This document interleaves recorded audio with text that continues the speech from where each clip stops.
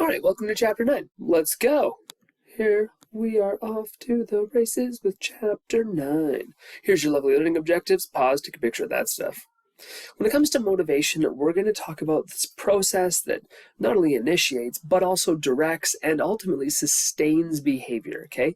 Activation being the initiation of that, persistence being that faithful and continued effort of that, and then intensity is the focus and energy that you have been giving or attending to a particular thing.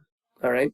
And we have intrinsic and extrinsic motivation. So intrinsic is going to be that motivation that is without external cues or rewards. Okay. What is the things you do purely for joy of just doing them? All right. And then extrinsic motivation is motivated by consequences. Okay, so maybe you don't like psychology, maybe you don't want to study for this exam, but if you don't study for this exam, then, well, the punishment is it'll affect your grades, right? And so you're going to be extrinsically motivated. However, for some of you, you just might love studying this stuff, and so it doesn't matter, you just can't get enough of it, right? When it comes to why, though, there's some interesting and varying reasons as to why we do what we do. One is this idea that we have motives, okay? So motives are these hypothetical internal states that take the form of needs and drives and incentives, okay? So a need is an internal state of deprivation or some state of deprivation. And you can have physiological needs, those for survival, like food, water, sex, sleep, oxygen, those types of things, and psychological needs that are associated with your well-being, right? Achievement, power, belonging, self-esteem, those types of things. And when it comes to different pieces of motivation, we have an incentive. So an incentive is an object or a person or situation that can satisfy a need, okay? Then we have an instinct, which is this inherited disposition to activate, remember we're now activating, behavioral patterns, okay? And these behavioral patterns are really designed to achieve some certain goal, something that you need to get to, right? Here's a video on motivation and emotion. The link is up on Canvas, and so you can watch it there. But basically, when it comes to motivation and emotion, a mixture of both strong internal motivations and supportive external motivations really underlie what we do, and then we can have these powerful motivations that lead us to achieving our best, perhaps in those scenarios. All right. Some theories of motivation would posit, that psychologists that we do it for multiple reasons, right, and differing reasons. Some would say it's evolutionary. We've got these certain pieces of our evolution that point to why we do what we do. We have a theory called drive reduction theory, and we'll get into that in a second. Different drives that we have. Maybe we're searching for stimulation, and that's why. And then we'll get to humanistic theory at the end. Starting with that evolutionary perspective, we can see that the evolutionary perspective focuses on this piece of Darwinism. All right, if you know anything about Darwinism and natural selection and those types of things, well, that's what we're talking about here. That we have these inborn and innate dispositions to do things and to activate certain goal-achieving behaviors, okay? Now, human instincts that foster survival and social behavior, this is going to fall under this evolutionary perspective because we're talking about instincts. That's the piece that we're focused on. And there's some pieces to this, okay? We can see that we've got motivational categories of the evolutionary perspective include self-protection, things that keep you safe, mating, right? Gotta get more of me going on. Relationship maintenance and parental care. How are our affections displayed, and caring for offspring, and is that sustainable, and what propagates populations better, right? Group membership, helping those in your group survive, super important. And mimetic motivation. How do we enhance our large social structures like religion? Because ultimately these are used for survival. Another theory would posit that we have drives and we have to reduce different drives, okay? And so we've got drives such as hunger and comfort and energy and social and fun, and we've got all these different drives, okay? So drive reduction theory would propose that we're going to engage in behaviors that have the effect of reducing that drive.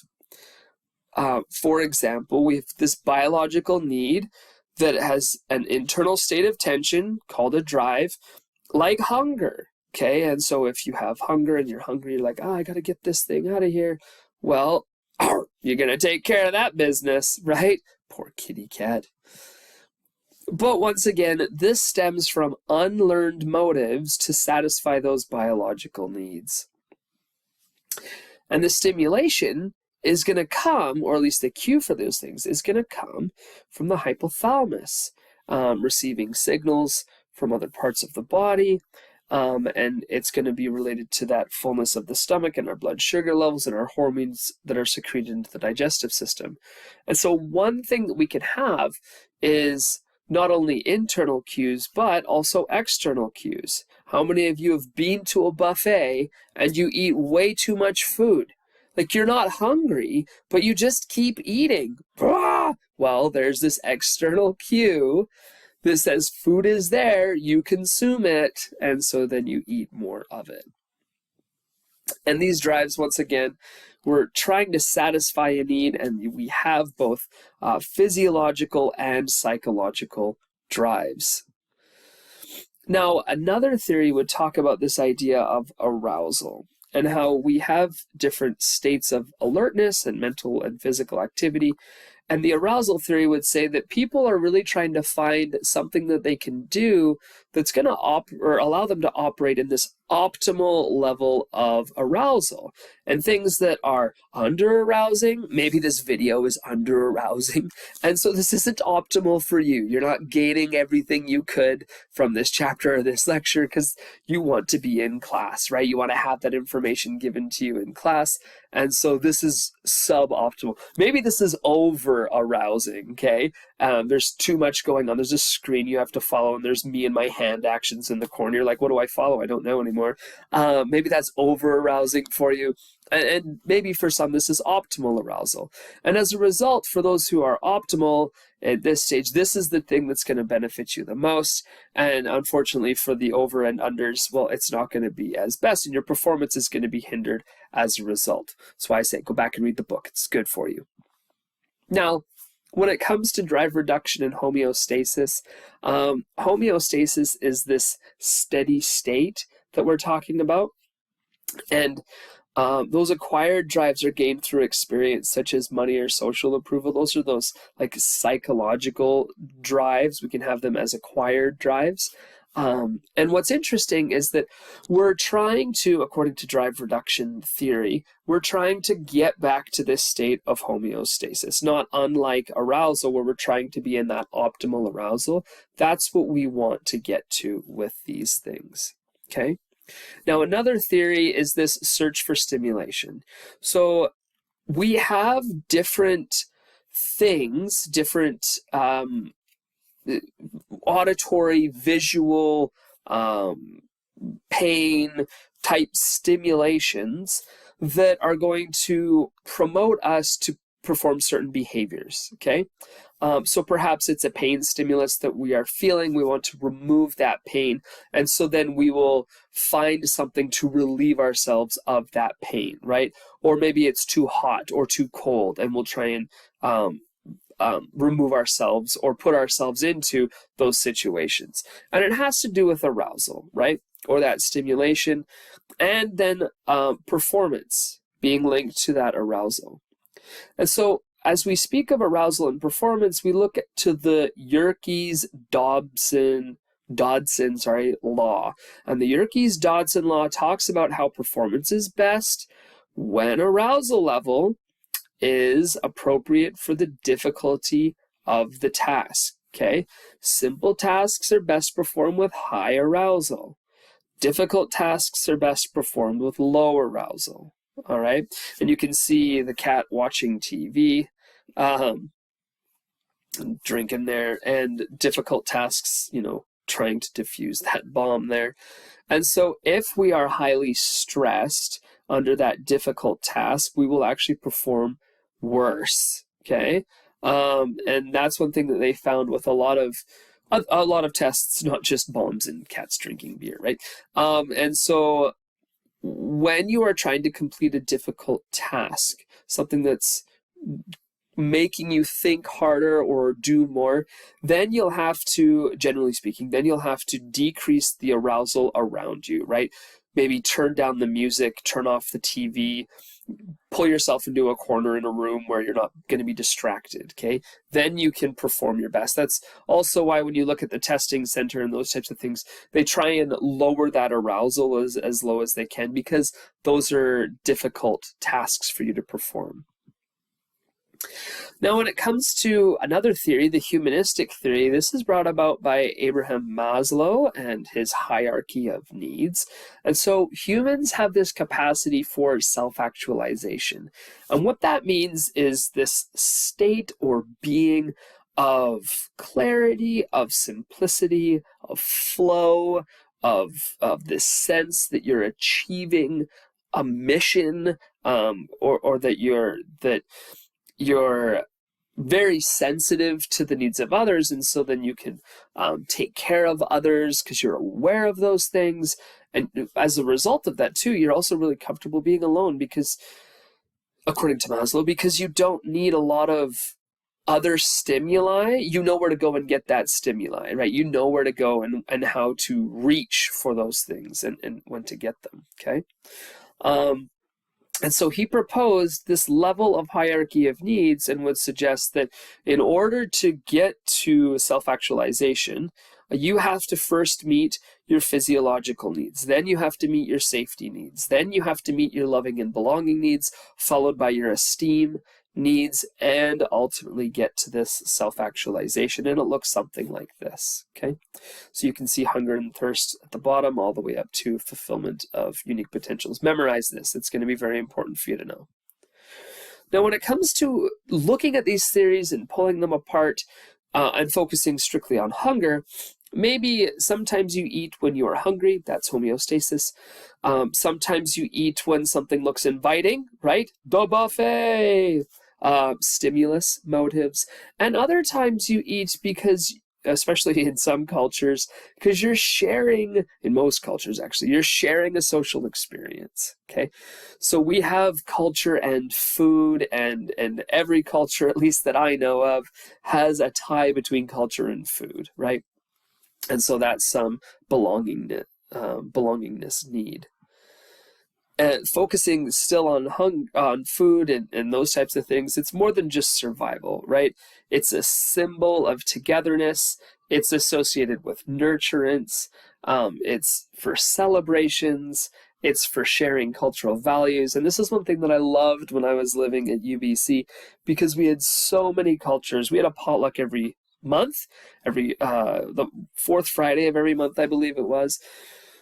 And because our neighbors were from Mongolia and South America, and from South Korea, and from Germany, and from Israel, and from the other side of the country in Quebec, and all over the place, we could come together, and it was the best potlucks, because I could learn about their culture through their food, and it was so fun to sit down with them and sometimes you're looking at these plates of food and be like, what the heck is this thing? Like, is this edible? Like, I don't know what this is. You never say that. And then you try it and it's amazing, right? And you just didn't know. So that's what I love about food in particular, and how hunger and that satiety piece is more than just survival, right? It is this piece of nurturance. And so you can see how satiety, although being a huge part of it, the signaling of our body to go and eat and have our stomachs filled and our leptin levels in the blood altered appropriately. It's more than just that.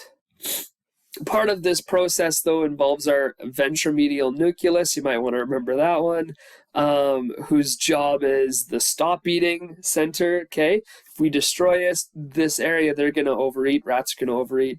The lateral hypothalamus, as you can see, is going to be the start eating. So remember, ventromedial nucleus is stop eating, and lateral hypothalamus is start eating. When it comes to psychological influences on hunger, we can see that there's a number of complex reasons, right? We talked about the social factors. Maybe there is a tempting aroma, right? Have you ever driven or walked? I wouldn't say drive. How many of you walk by Tim Hortons, right? Go walk by Tim Hortons. What does it smell like? Maybe good food to you, okay? And so that smell can then become I should probably go and eat something. You ever drove, and I say drove because Burger King, right? You drive by Burger King. Every time I drive by Burger King, you can smell it from the road. And so those things can play into your desire to go and eat there. Anxiety, also depression, and boredom. How many of you eat because you're bored? Like, have you ever seen The Grinch with Jim Carrey? Am I eating because I'm bored? Right? Like, I do that all the time, actually. Excuse me. But when it comes to cues that lead to overeating, large portion size, especially in our culture here in Western Canada and in North America generally, large portion size, is that food within sight? I have this problem with my boys all the time, is that I don't want them to eat something, and if they see it, now it's back on their mind. Now they want to eat it. So I have to hide it. I got to go put it in the cupboard or hide it somewhere where they're not going to look, right? Overeating itself, just that idea of I'm going to keep consuming food because you might get distracted or that's your comfort. And so there's lots of things that can lead to overeating, which leads to obesity, right? And we have a huge obesity issue here in Canada. 26% of Canadian adults are obese. More school-age girls than boys are obese. Almost 50% of Saskatchewan is obese, okay? Maybe it's something with the flat prairies, right? All this wheat and flat prairies. British Columbia has the lowest at 21%, but still, what's going on there? And more than 40% of Aboriginal women living off reserve are obese. And so we can see that it is a problem. And part of the reason why it's a problem is because 2.2% of healthcare costs are directly attributed to obesity. And 57,000 Canadians die because of obesity-related health problems, right? Health problems like hypertension and diabetes and osteoarthritis and cancer and sleep apnea and heart disease, all these things, hugely problematic and can lead to more serious, or they are the serious death problem, right? So what about it, right? Well, body weight and genetic factors are key. They come in at it. And so if you look here, I've circled mine for you. So my this is why I always take BMI, just so you know, with a grain of salt, because I am 5'7" and 160 to 165 pounds. I fluctuate. Technically, I'm overweight. Okay, technically. Now you might think, oh yeah, that guy's overweight, or you might not think I'm overweight, but technically, according to this chart, I am, right? I hope at least two of you, okay, think that that's ridiculous, because in my person, like I see myself as an athlete and I'm working out all the time and I would say like I'm fit, right? And I'm just boasting of myself now. But what's interesting is that when you look to these numbers, I would say that please approach this chart with caution. And look to more than just this chart to determine how healthy you are. Okay, that's where I'm going to go with that.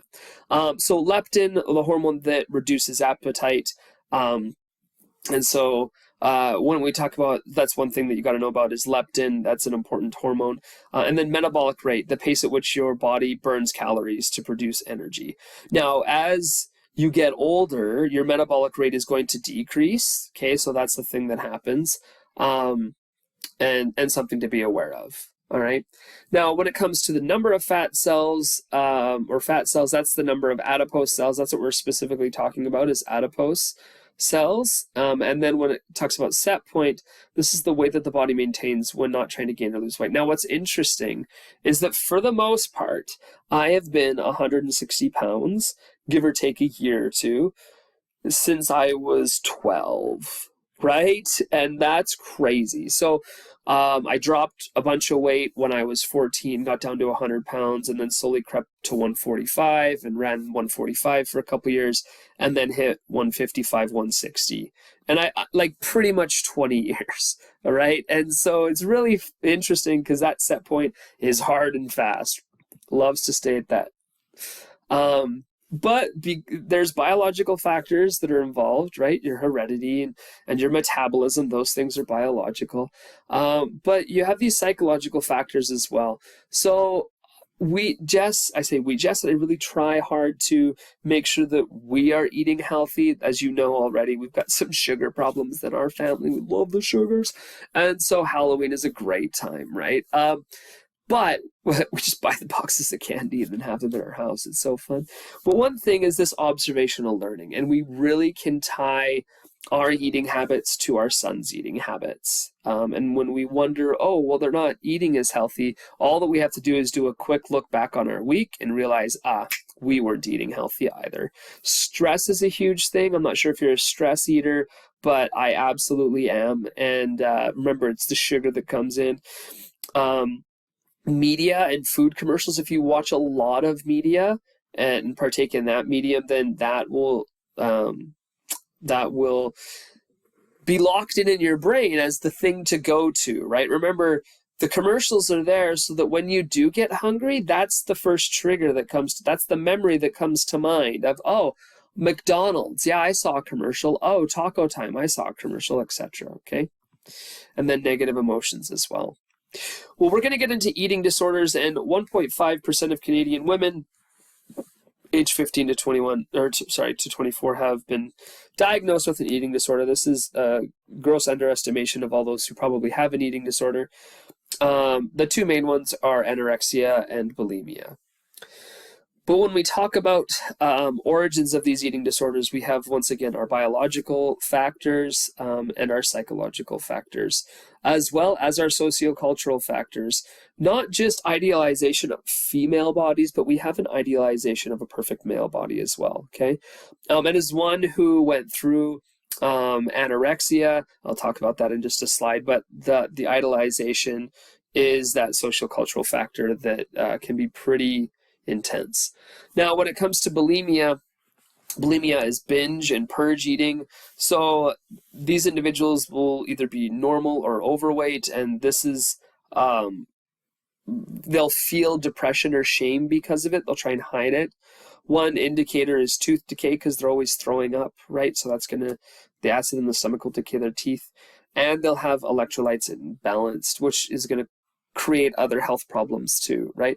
So hugely problematic, and it hard to really see that in someone, right? So some of these purging methods may include vomiting, right? Excessive dieting, or using laxatives. All of those things can be hugely problematic, but because of this, these individuals can have hormonal imbalances. Cessation of menstruation can be a problem as well, okay? So things to note and be aware of for individuals with bulimia. Now, anorexia is this self-starvation. You'll be exceptionally thin, and 10 to 15% of individuals with anorexia die. Okay, this can also cause health problems. Now, what's interesting for me when I had anorexia is that it was indeed caused by a lot of sociocultural feedback. Okay, so people were calling me the Michelin Man, right, or the Pillsbury Doughboy.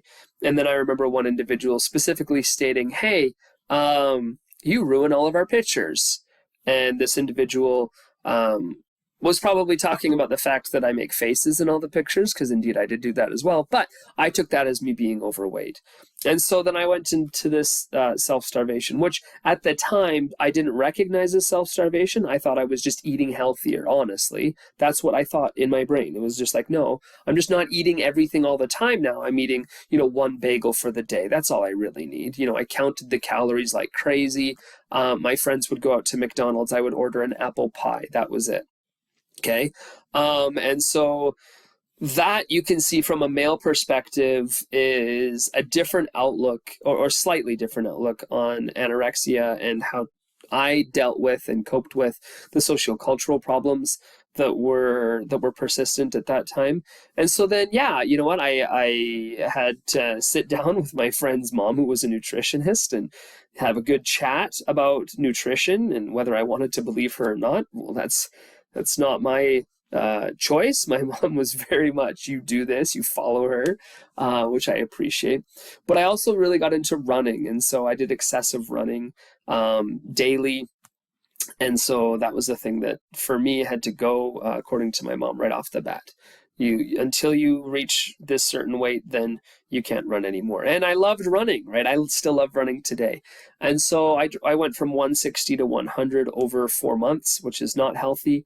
And then I slowly crept up, like I was telling you earlier, slowly crept up to that 140, 145, and then stayed at that for a couple years, and then jumped up to the 155, 160, and have been there ever since. And so it's taken a lot to gain a good self-body image, right? And at times I catch myself falling back into, you're not the shape of whoever, and that's hard, and it's difficult because it is psychological and it is persistent. And so I have to keep reminding myself. That's why that BMI chart I take with a grain of salt, because I know what can happen if you look at that chart and you panic. I know what can happen, right?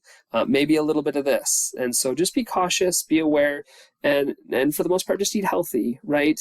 Eat healthy, exercise, and enjoy life that way, right? It is, like I said before, anorexia is life-threatening. There is this fear of becoming too heavy, and I've had a couple of chats with my wife about this too. Because when we first got married, she thought she was making food for a house of 8. She'd make these vats of cornbread. Oh man, cornbread's so good. And so I'd have to take them to work. This is one of those diverting times. So for about a year, I was 180. It was so funny because I was just eating all the food and not exercising. And so that was the flip side of it, just overeating. So I know a little bit about overeating too. But when it comes to anorexia, we've got this dramatic weight loss, distorted body image, and resistance to eating enough. And that's where I was at, right? You could, if you remember, resistance to eating. So when it comes to women, women do outnumber the men by more than 10 to 1. Men have a higher rate of mortality. Okay, that means they die more from this. And so about 10% of people die within 10 years after developing this disorder. And women with anorexia face several problems. We talked about cessation of menstruation, okay? We talk about general health deterioration. Osteoporosis is another big thing. And so once again, like, eat healthy, eat balanced, exercise, and then you'll be fine, right? I really don't want anyone after listening to this lecture to develop any eating disorder one way or the other. I hope that by the end of this you have a positive outlook on eating in particular, on food and on health, and on motivation for those things. So when it comes to emotions, we're going to leave eating disorders and that behind now. We'll talk about emotions. So emotions are these authentic neurological states, right? And so we have automatic and unconscious responses sometimes, right, to different stimuli. And so we're going to classify as our emotions, and then we have feelings, which are our conscious awareness of these emotional states. Our cognitions are going to be, interpretations of these events, okay? And we can see that there are some basic and universal emotions. Unlearned and universal: fear, anger, disgust, surprise, joy, and sadness. And you can see these across cultures. It's actually quite fantastic. And those were brought about by Ekman, okay? He did a lot of work pertaining to that, and it was in part based off of Darwin's, theories that if as humans, we've all evolved, we should all evolve some of the same emotional cues, right? And facial expressions for those cues. Well, when it comes to those, facial expressions are universal, but display rules are not, okay? Display rules are culturally learned and enforced through influences. And what's interesting about display rules is that you can have, I'll just use some cultures that I've experienced. So when it comes to people that I have met from India, always greet, at least I have found, correct me if I'm wrong, my friends, okay, correct me if I'm wrong, but what I have found, always greet with a soft handshake, right? That's a display rule of, hey, this is how we're going to show community, soft handshake, okay? And so that's what, I've seen it so many times, so for the last decade, and so that's what I do. I don't always shake the hands of my white friends or people that I know that are from Canada, but anytime I see someone from India, boom, hands coming out. And it's honestly a knee-jerk reaction now. I don't even think about it. But this is that expression of acceptance, right? And so one of those things that we can talk about with display rules is also the appropriateness of smiling, the appropriateness of frowning, the appropriateness of showing emotional distress. That's going to change from culture to culture. Even though the facial expressions are universal, your allowance for showing those things will not be universal, okay? When it does come to these facial expressions and how you can sense one's emotion, mirror neurons are a huge thing. This is why movies are so effective, because what they can do is they can play with your mirror neurons. You've ever sat in a movie and felt sad, happy, scared, angry, frustrated, annoyed, something the character is feeling? Yeah, thank you, mirror neurons, because that's what did it for you. All right. Now we're going to get into this idea of positive psychology and focus on happiness for a second. So positive psychology is a field that is about personal well-being and satisfaction. It deals with these positive emotions. We have joy and pleasure and happiness, optimism and hope for the future, all part of this positive psychology. And what's interesting is that when we talk about this idea of long-term happiness, that tends to actually flow within your genes, okay? Happiness indeed is genetic, okay? Now, you can train yourself to be happy, or you can train yourself to be in certain social relationships or geographical locations, or perhaps religion that will guide you towards happiness, all right? Having that sense of contentment as well is a part of this. And so really interesting how positive psychology took happiness by the reins and just ran with it. And there was an interesting researcher out of UBC who studied happiness. She did a lot on happiness. And so if I have time later on in the week, it won't be on the exam, but just for your viewing pleasure, I'll put some links up on Canvas of her material. Really neat stuff. Okay, now we're going to get into this achievement motivation. And this is the desire or to strive for success and accomplishment. Now, Dave McClellan, he used this thematic apperception test, which is the test that you can see the first picture on top. That is the thematic apperception test. They give these pictures, cards, various drawings, and they ask the subject to interpret the drawing. Have you ever had a kid come to you, be like, hey, look at my cool picture? And you're like, that's great. You have no idea what it is. So you just go, what is it? And then they respond back like this, I don't know, you tell me. You're like, oh crap, I better not screw this up.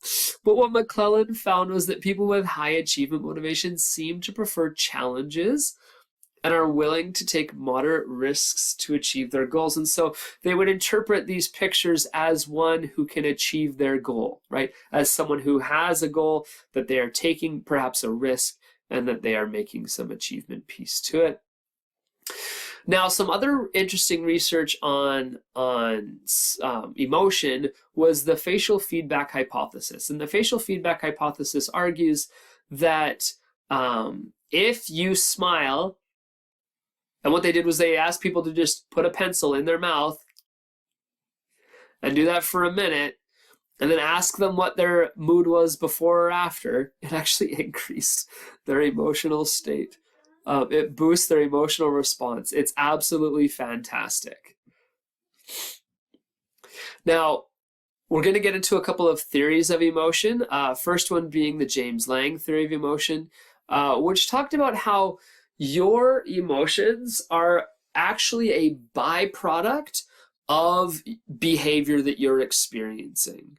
Okay, so you are trembling, for example, thus you feel afraid.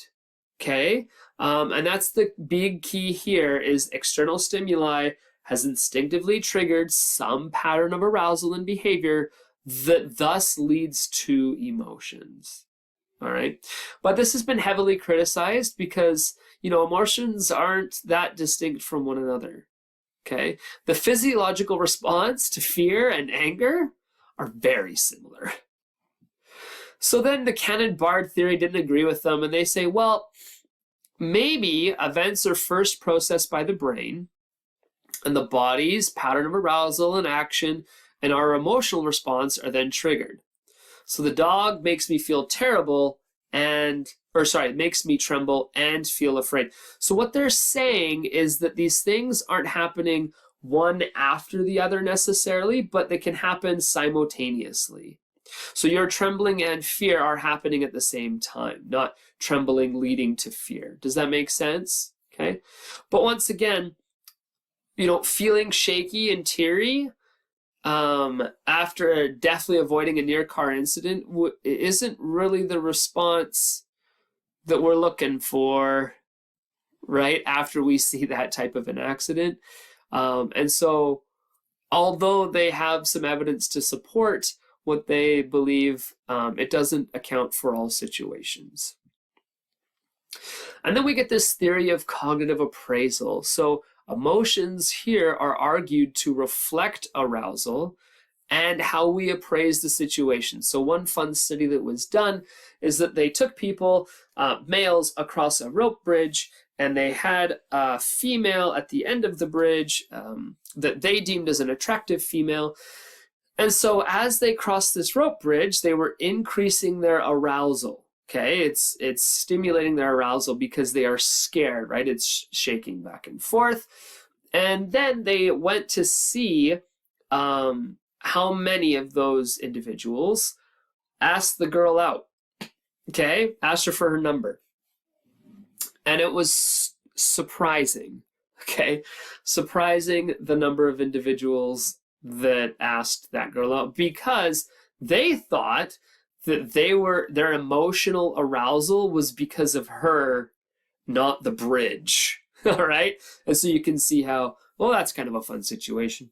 But once again, emotions are experienced because of our physiological reactions and cognitive process, okay? We're looking at the bridge. We're not saying that this is the scary thing. We're saying that this increased in arousal is actually because we're attracted to that individual.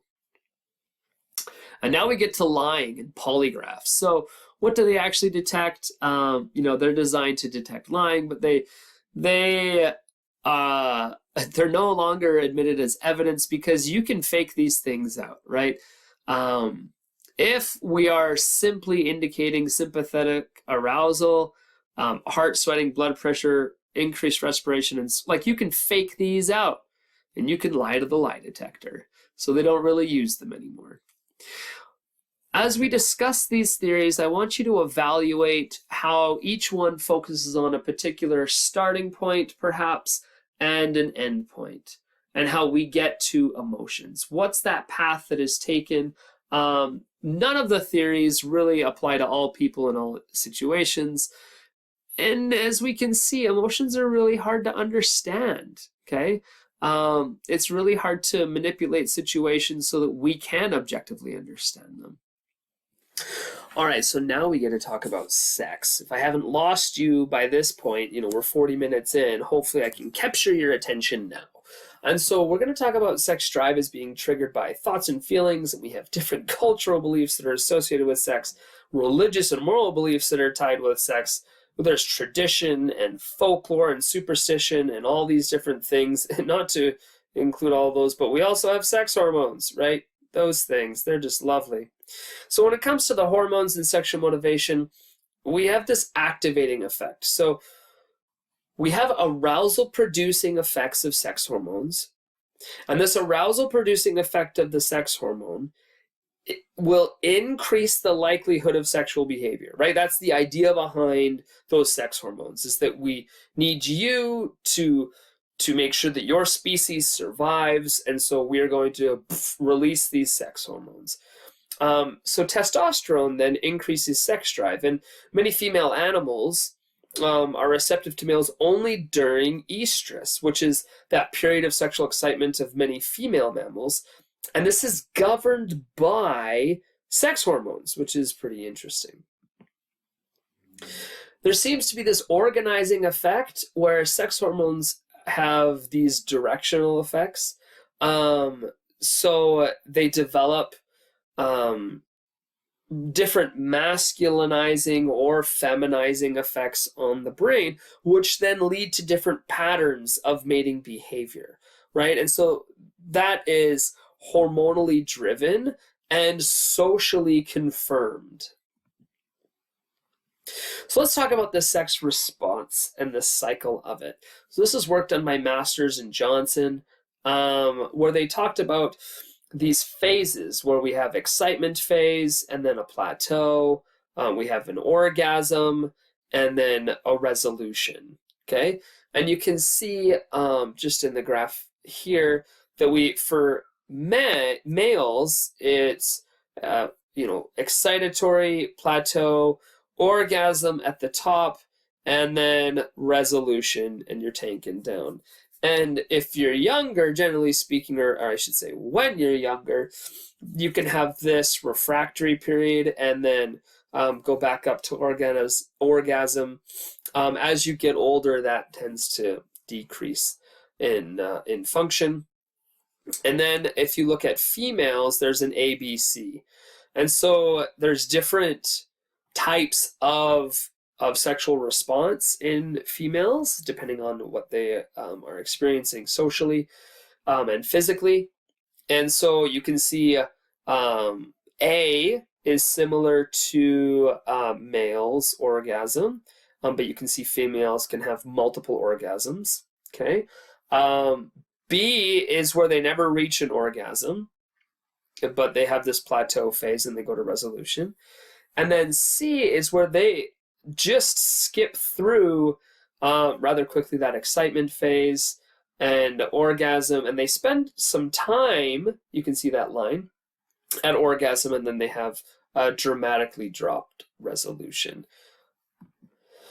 Speaking of the excitement phase, this is that first phase characterized by muscle tension, increasing in heart rate, and erection in the male, and vaginal lubrication in the female.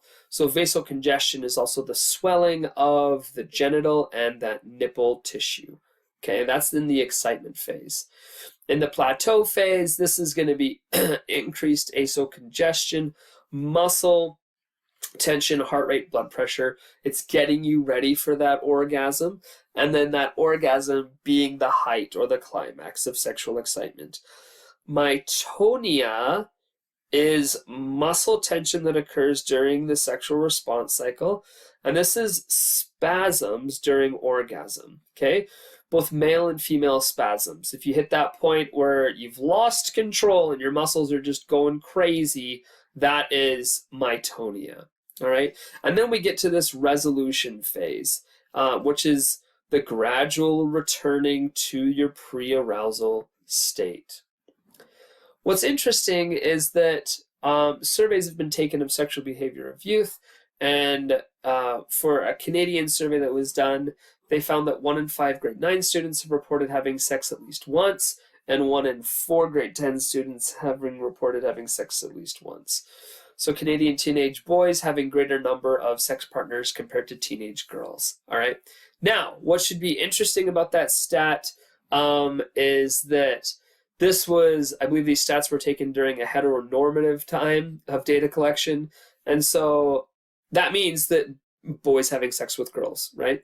And what's interesting is that boys are reporting more sex partners than girls are, because perhaps it's seen as taboo, and was seen as taboo for girls to have multiple sex partners. Be aware of the skewedness of stats and how that can happen. But there's a graph based on it. And so when we talk about that sexual orientation, heteronormative or heterosexual is being sexually attracted to and romantically interested in people of the opposite sex. Homosexual is sexual attraction to one's own sex, okay? Bisexual is being attracted to both males and females. And when it comes to sexual orientation, we can see that 1.7% of Canadians identify themselves as homosexual and 1.3% report as bisexual. Look at the stat. That's an old stat now, right? And so we've had a few things change in the past 6 years, especially. And so my projection or idea is that those numbers are actually going to be a little bit lower than what they currently are. When it comes to theories of the origin of sexual orientation, well, there is both a nature and a nurture component to it. Your environment will affect what you do and how you do things, right? It's hugely important. Your sociality, hugely important to how you do things.